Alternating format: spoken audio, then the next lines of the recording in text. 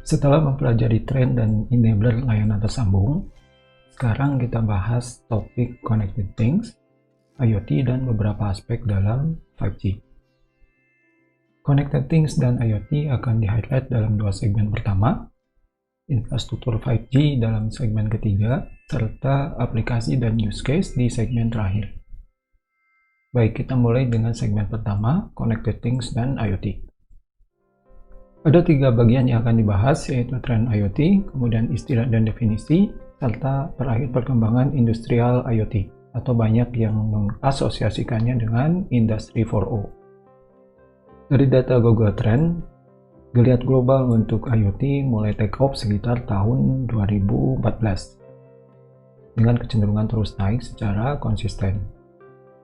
Sedangkan dari data yang dikeluarkan Cisco, diproyeksikan ada lebih dari 50 miliar connected devices pada tahun 2020. Dan device IoT mendrive growth terutama setelah tahun 2008. Dan kalau melihat Gartner Hype Cycle, khususnya untuk kategori IoT, mayoritas masih berada dalam region 1 dan 2, atau sedang mulai dan berada di puncak hype. Dan sebagian besar topik berada dalam range proyeksi antara 2 hingga 10 tahun untuk mencapai kemapanan. Sebagai catatan, ini berdasarkan data Gartner 2016, untuk case sekarang konstelasinya mungkin sudah ada yang berubah atau disesuaikan. Kadar hype sebuah jargon biasanya berbanding lurus dengan polarisasi dan distorsi informasi. Setelah tadi melihat tren secara umum, kita coba lihat definisi IoT.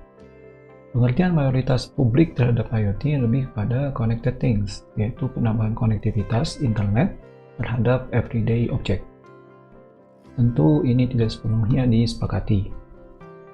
Kevin Aston, salah seorang pionir yang pertama kali mempopulerkan istilah IoT, mengatakan IoT harus mempunyai value yang lebih dari sekedar konektivitas internet.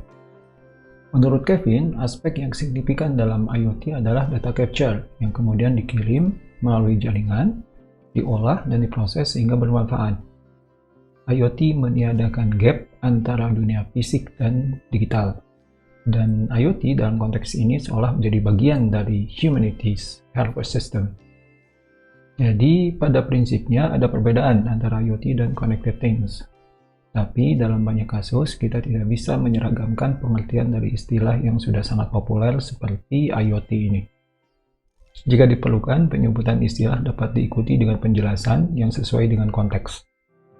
Dari sisi bisnis, banyak produk-produk IoT generasi awal menyasar everyday object, alat-alat keseharian, baik di rumah, di tempat kerja, atau di perjalanan.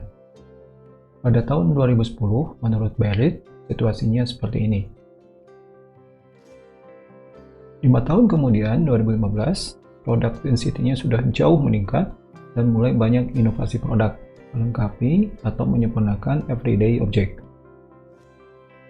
Khusus untuk workplace, ada yang menyebut kedatangan IoT ke dunia industri sebagai gelombang ketiga. Gelombang pertama terdiri dari revolusi industri 1 dan 2, yaitu mekanisasi, listrik, dan mass production. Gelombang kedua ditandai dengan automation, industrial electronics, dan komputer. Dan gelombang ketiga ditandai dengan integrasi digital dan kedatangan industrial IoT atau IIoT. Belakangan gelombang ketiga IIoT ini di kita lebih populer sebagai Industri 4.0. Dan ini data Google Trend untuk IIoT. Terlihat kenaikan interest publik mulai tahun 2014-2015. Kemudian apa bedanya dan bagaimana positioning industrial IoT ini? Istilah IoT digunakan oleh mayoritas untuk merefer ke connected low-cost endpoint devices atau barang-barang konsumen. Jadi sebetulnya lebih tepat menggunakan istilah consumer IoT atau CIoT. Sedangkan IIoT atau bisa juga disebut sebagai Enterprise IoT atau EIoT digunakan untuk menunjuk pada connected industrial assets yang umumnya high cost. Dalam industrial IoT terjadi konvergensi antara fasilitas IT dan OT. Kita tahu bahwa IT umumnya berkaitan dengan enterprise computing, biasanya ditempatkan di enterprise data center.